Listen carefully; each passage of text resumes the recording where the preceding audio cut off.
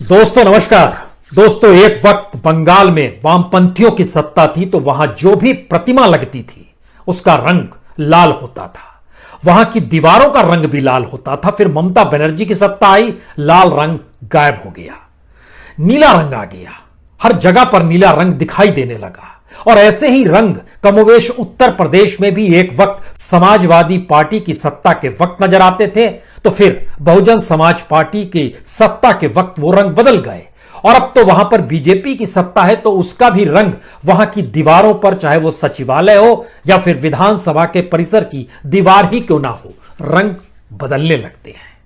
और रंग बदलते बदलते अगर कांग्रेस के दौर को याद कीजिएगा तो उस दौर की हर योजना कांग्रेस के नेताओं के नाम पर होती थी। उसमें भी पहली प्राथमिकता गांधी परिवार के व्यक्तियों को दी जाती थी। स्थितियां बदली, देश में अब बीजेपी की सत्ता है तो संघ परिवार से जुड़े बड़े कद्दावर स्वयंसेवकों के नाम पर योजनाएं चलती हैं। बीजेपी के नेताओं के नाम पर योजनाओं का नाम होता है, सड़कों का भी नाम होता है। लेकिन स्थिति धीरे धीरे इस देश के भीतर में कुछ ऐसी बदलती चली गई कि जो संसद के जरिए पास किया गया विधेयक भी होता है उसे भी राज्य सरकार नहीं मानते हैं, इनकार कर देते हैं। केंद्र द्वारा या फिर संवैधानिक स्वायत्तता पाए हुए जो ऑर्गेनाइजेशंस होते हैं उनको भी राज्य रोक देते हैं। खेती से जुड़े 3 विधेयक ना पंजाब ने माना, ना राजस्थान ने माना, ना छत्तीसगढ़ ने माना। स्थिति इतनी विकट कि विधानसभा ने उसके काउंटर में अपने विधेयक पास कर दिए और राष्ट्रपति भी उन राज्यों के नहीं हुए, उन्होंने मिलने तक से इनकार कर दिया। तो पंजाब के मुख्यमंत्री दिल्ली में बैठ गए धरने पर। स्थितियां बदल रही है। सीबीआई स्वायत्त संस्था है, संवैधानिक संस्था है, उसके जरिए किस किस रूप में केंद्र ने क्या क्या किया ये सारी परिस्थितियां दूर की गोटी। लेकिन आधे दर्जन राज्य, जिसमें बड़ा राज्य महाराष्ट्र भी है, जिसमें पंजाब भी है, पश्चिम बंगाल भी है, आधे दर्जन राज्यों ने कहा सीबीआई की एंट्री अब बिना इजाजत हमारे नहीं होगी। स्थितियां बदल रही है क्या? राज्यों को जो पैसा चाहिए केंद्र वो पैसा उनके हक का दे पाने की स्थिति में नहीं है तो राज्य क्या करें? स्थितियां बदल रही है क्या?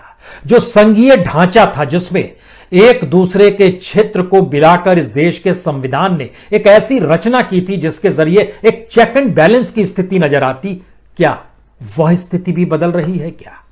संघीय ढांचा भी चूर हो रहा है क्या?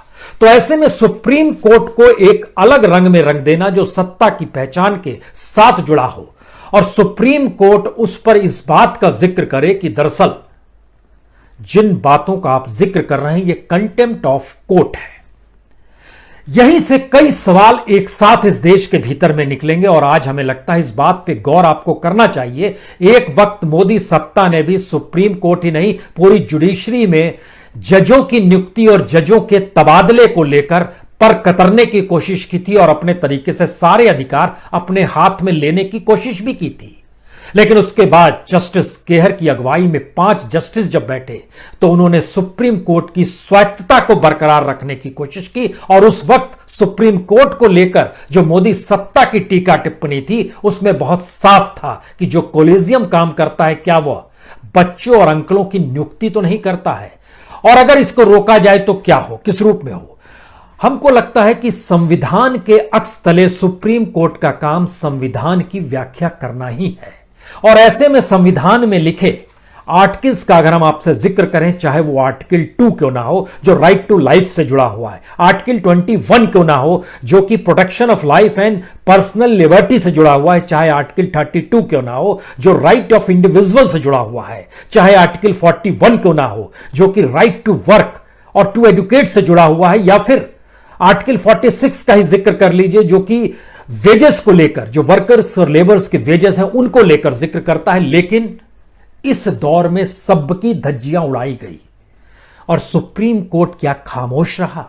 और सुप्रीम कोर्ट ने राज्य को निर्देश क्यों नहीं दिया? नोटबंदी के वक्त कतारों में जो मौतें हो रही थी उस पर सुप्रीम कोर्ट क्यों नहीं जागा? कोई भी सवाल पूछ सकता है, जबकि कॉन्स्टिट्यूशन में इस बात का जिक्र है कि सुप्रीम कोर्ट स्टेट को निर्देश दे सकता, और यह निर्देश तो प्रवासी मजदूरों के वक्त भी दिया जाना चाहिए था, लेकिन नहीं दिया गया। यहां पर पहला सवाल, सुप्रीम कोर्ट भी इस देश के टैक्स पेयर के पैसे से ही चलता है। आज उसे भी जान लीजिए कितना पैसा किस रूप में दिया जाता है। यह टैक्स पेयर का पैसा है। यानी सुप्रीम कोर्ट किसी दूसरे से ग्रह से उतरकर भारत की राजधानी दिल्ली के भीतर में नहीं समाया है। इसको चलाने की पूरी प्रक्रिया कॉन्स्टिट्यूशन के तहत ही, और कॉन्स्टिट्यूशन जो है वह नागरिकों के हित के साथ जुड़ा है, उनकी सहूलियत के साथ जुड़ा है, और उसी की व्याख्या सुप्रीम कोर्ट को करनी है। लेकिन जरा इसके उस जटिलताओं को समझिए और कंट्रडिक्शंस का लाभ सत्ता कैसे उठाती है यह भी समझिए। जब कॉलेजियम का जिक्र हो रहा था और जजों की नियुक्ति और तबादले का जिक्र हो रहा था, उस वक्त जस्टिस केहर जिन बातों का जिक्र कर रहे थे, उस वक्त 2017 में जब कॉलेजियम ने इस बात को इनकार कर दिया कि यह सुप्रीम कोर्ट के हिस्से में आता है और गवर्नमेंट को यह अधिकार नहीं दिया जा सकता है, यानी लॉ मिनिस्ट्री यह नहीं तय करेगी कि कौन जस्टिस बनेगा, किसका तबादला किया जाए, उस वक्त 2017 लॉ डे था। वो देश के कानून मंत्री रविशंकर प्रसाद के पहले हम भाषण का एक हिस्सा आपको सुनाते हैं जो उन्होंने जिक्र किया था, और उन्होंने नेहरू का जिक्र भी किया था। नेहरू ने जो कॉन्स्टिट्यूंट असेंबली में 1949 में भाषण दिया था, यानी इस देश के भीतर में आप चूज कर सकते हैं, क्या नेगेटिव है उसको अपने साथ रख लीजिए, क्या पॉजिटिव है उसको अपने साथ रख लीजिए, और दोनों में से चूज कीजिए। जब आप पॉजिटिव होंगे तो पॉजिटिव चीजों को रखिए, जब आप नेगेटिव चीज होंगे तो नेगेटिव चीजों को रखिए। नेहरू के जिस भाषण को उस वक्त लॉ मिनिस्टर ने कोट किया था वो हम आपको बताते हैं। उसमें नेहरू ने कहा था, कोई भी सर्वोच्च न्यायालय खुद को तीसरा कक्ष नहीं बना सकता है। कोई भी सुप्रीम कोर्ट और कोई भी न्यायपालिका संसद की संप्रभु इच्छा पर निर्णय में नहीं टिक सकते। यदि हम यहां और वहां गलत हो जाते हैं तो यह इसे इंगित कर सकते हैं, लेकिन अंतिम विश्लेषण जहां देश का भविष्य चिंतित होता है, कोई भी न्यायपालिका रास्ते में नहीं आ सकती। और अगर यह रास्ते में आती है तो समझना होगा कि अंततः पूरा संविधान जो है वह संसद का ही तो प्राणी है, उसी से तो उपजा हुआ है। और इसी के साथ जोड़ते हुए उस वक्त कानून मंत्री ने 3 साल पहले लॉ डे के दिन दिसंबर के महीने में दिल्ली में जिक्र किया था कि भारत के लोग प्रधानमंत्री पर भरोसा करते हैं। प्रधानमंत्री के पास परमाणु बटन है, और इस बात पर कि लोग उन पर कितना भरोसा करते हैं यह इस बात का परिचायक है। फिर भी कानून मंत्री के माध्यम से प्रधानमंत्री को उचित न्यायाधीश नियुक्त किए जाने पर भरोसा क्या आप नहीं करते हैं? जब प्रधानमंत्री पर भरोसा आप क्यों नहीं करते हैं, यह वो सवाल खड़ा करते हैं। और इस प्रक्रिया में जस्टिस केहर ने जब फैसला सुनाया था कि क्यों अधिकार राज्य को नहीं होना चाहिए, तो उन्होंने बहुत छोटे शब्दों में कहा था कि न्यायपालिका को सभी नागरिकों को भेदभाव और राज्य सत्ता के दुरुपयोग के खिलाफ ढाल बनने के लिए बाध्य है वो। यानी कहीं भी राज्य सत्ता का दुरुपयोग ना हो और नागरिकों को लेकर भेदभाव ना बरता जाए, इसी को लेकर तो है। लेकिन इस दौर में जरा ध्यान दीजिए, चाहे वो कॉरपोरेट का फील्ड हो, चाहे वो मीडिया का फील्ड हो, चाहे वो ब्यूरोक्रेसी का फील्ड हो, चाहे वो इंस्टीट्यूशन का फील्ड हो, स्टेट ने अपने हिसाब से उनको चुना है और चुनने के बाद उनके जरिए अपने अनुकूल काम करवाए हैं। और इस काम करने की प्रक्रिया में इस देश के भीतर में एक बहस शुरू हो गई कि सुप्रीम कोर्ट की महत्ता, उसकी जरूरत, क्या इस देश में संविधान के मातहत नागरिकों को मिले समान अधिकार के तहत कार्रवाई करने की है या नहीं है, या फिर उसकी व्याख्या वो अपने अपने तरीके से करेगी। यह एक सवाल जरूर है। और इन सवालों के अक्स तले हमको लगता है एक बात का और जिक्र करना चाहिए। कांग्रेस के एक नेता हुआ करते थे देवकांत बरुआ। देवकांत बरुआ ने एक वक्त कहा था कि supreme court is the third chamber of corruption. उन पे कंटेंट ऑफ कोर्ट की स्थिति लाई गई थी, और उस कथन को उस वक्त स्टेट्समैन ने भी छापा था, न्यूज़पेपर स्टेट्समैन जो कलकत्ता से निकलता था। कंटेम्प्ट ऑफ कोर्ट उस पर भी लागू हो गया था, क्योंकि उसने उसको क्यों छापा।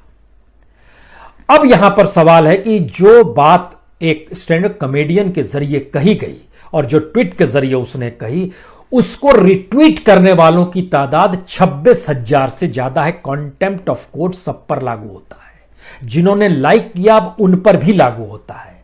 लेकिन इसके कंट्रडिक्शंस में उभर आइएगा तो एक फैसले को सुनाते हुए एक संपादक की अपनी इंडिविजुअल लिबर्टी का जिक्र करते हुए जब कहा कि किन बातों का ध्यान रखना चाहिए या नहीं रखना चाहिए, इस दिशा में फिर वही सवाल आया कि सुप्रीम कोर्ट ने इस दिशा में क्यों देखा, क्यों समझा, और महाराष्ट्र की सरकार क्यों देख रही है। अगर एक न्यूज चैनल कुछ भी बोल रहा है तो उसकी अपने काम करना चाहिए, वो क्यों दिशा देती है। दूसरा सवाल फिर यहां पर आता है, तो सुप्रीम कोर्ट ने क्यों देखा। ये सारे सवाल हैं, लेकिन बात इससे खत्म नहीं होती, क्योंकि हमने एक बड़ी महत्वपूर्ण बात आपसे कही, इस देश की सुप्रीम कोर्ट भी टैक्स पेयर के पैसे से चलती है। इस देश की सरकार और गवर्नेंस जो है वह भी टैक्स पेयर के पैसे से ही चलती है। टैक्स पेयर का मतलब है इस देश के भीतर में जो डायरेक्ट टैक्स देते हैं, जो इनडायरेक्ट टैक्स देते हैं, चाहे वो जीएसटी के जरिए लगा हो या आप कोई भी सामान खरीदते हैं, कहीं भी कुछ भी खाते पीते हैं, आप एक टैक्स देते हैं जो राज्य वसूलता है और उसके जरिए स्टेट को चलाता है। और जो टैक्स देते हैं अगर उनके भीतर कुछ सवाल है तो उसका निदान कौन करेगा, सुप्रीम कोर्ट को करना है। और जब हम इन परिस्थितियों में आते हैं कि क्या देश की स्थिति हो गई, तो सुप्रीम कोर्ट ने संविधान की व्याख्या करते हुए हर इंडिविजुअल के राइट्स के बारे में सोचने की कोशिश क्यों नहीं की, यह भी एक सवाल है।